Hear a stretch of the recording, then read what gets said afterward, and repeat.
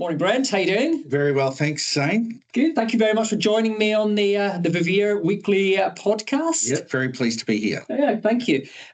Before we start, and I'd start to drill you a bit on your thoughts about the business, would you mind just giving the audience a brief introduction of yourself and the role that you play within RGF? Yep, thank you. Sure. I'm currently in the position of CEO of RGF Staffing ANZ. Come up through the business, so actually joined as the managing director of People Bank brand, which is our IT recruitment brand.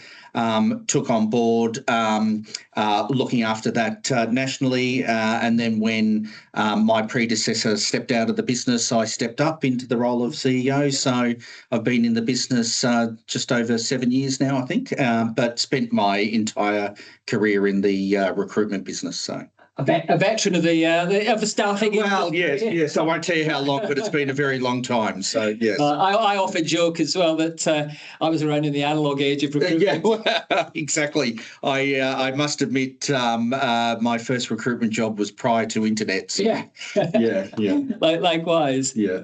The group in ANZ, it's pretty diverse and complex. We have a tapestry of businesses. Yep. Would you be able to just give a bit more of an overview of the composition of the ANZ business today? Yeah. So we've got a really interesting business that's made up of a number of brands. So we followed the portfolio model, and we do that because we've got such strength in our branding within the individual brands rather than in the group branding. Yep. We wanted to keep that.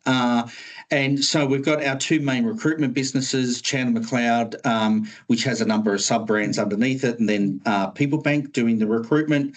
We've got some outplacement businesses in AHS Hospitality, AHS Premier Services, which is our cleaning business as well. Obviously, Vivir, outplacement of healthcare professionals.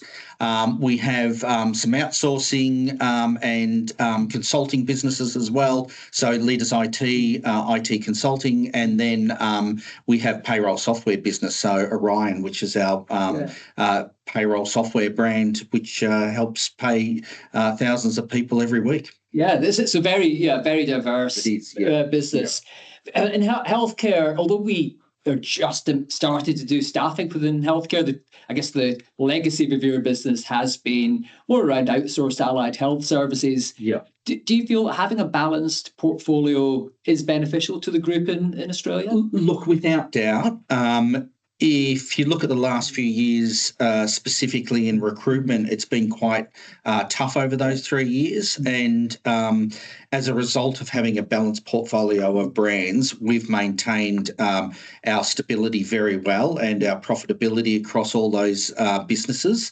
And just having that diversification allows us to, it's like having a six-cylinder car rather than a one-cylinder car. So if you've got two cylinders that are not firing as well, the others can carry the business. And that's exactly what it is for our business. And we've done very well over the past few years. Yeah, sure. I certainly, although I'm relatively new to the Vivir business, I've certainly, looking back at some of the recent history, particularly when the funding models changed in 2023, I think if we hadn't had that backing of a much larger parent group, it would have been really tough for the business to remain afloat, essentially. Yeah, absolutely. And, that was a significant impact to the industry across the board. So we were very fortunate that we had a number of other successful businesses in ANZ that could, carry us through those times. But I guess more broadly speaking,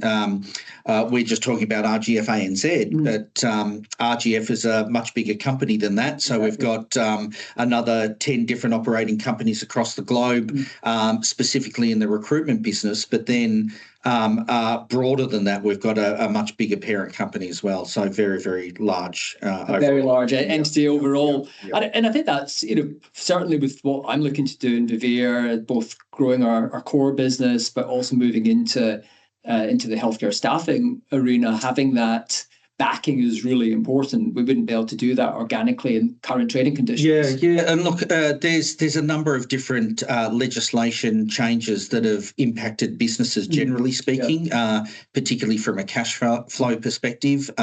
Same pay super, for example, is a big one.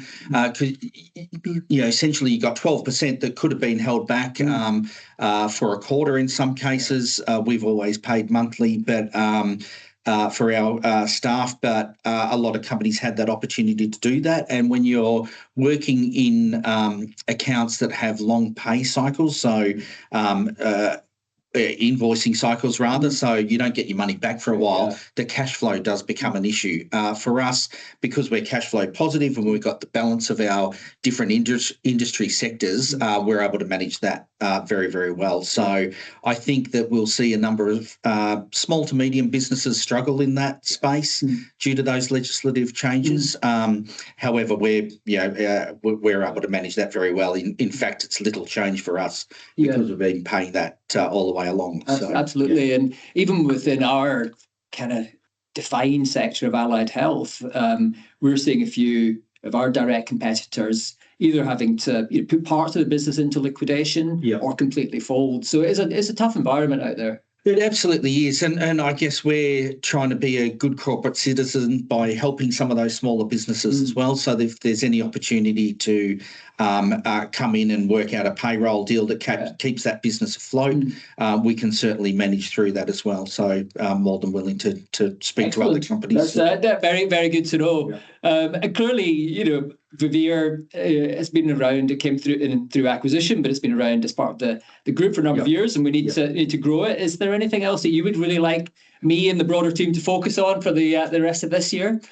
Look, I think Vivir is no different to other industries that we're facing at the moment. So generally speaking, in Australia and New Zealand, there's relatively difficult trading conditions. We've got high cost of living, higher or increasing interest rates on home loans. There's lots of legislative changes. There's tax reforms that we're facing. So all of that means that we've got quite difficult trading conditions.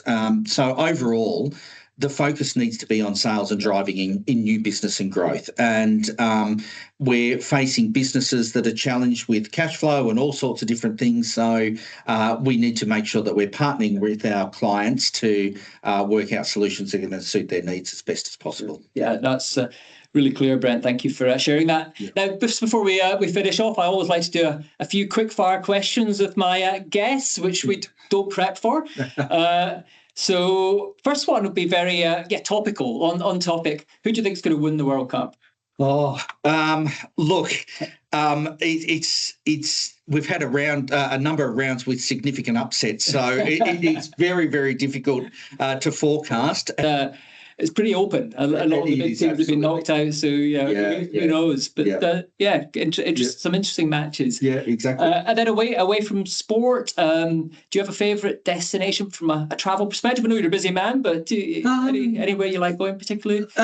Look, I think each location has its unique advantages. I do like travelling and getting around. I think probably front of mind for me is Japan. I've recently been over there as part of our one of our programs to recognise our high performers, and our head office is also in Tokyo. So, it's a hot destination for Australians at the moment, and I think the experience there is just wonderful. So I would have to put Japan at the moment. Very good. I've only been once, but I do like Japan, and always it's amazing the food and culture. So good choice. But Brent, thank you very much for taking the time to chat, and hopefully we can deliver some of those things we've discussed on the call today for Vivir. Good luck. Thanks very much, Brent. Thank you.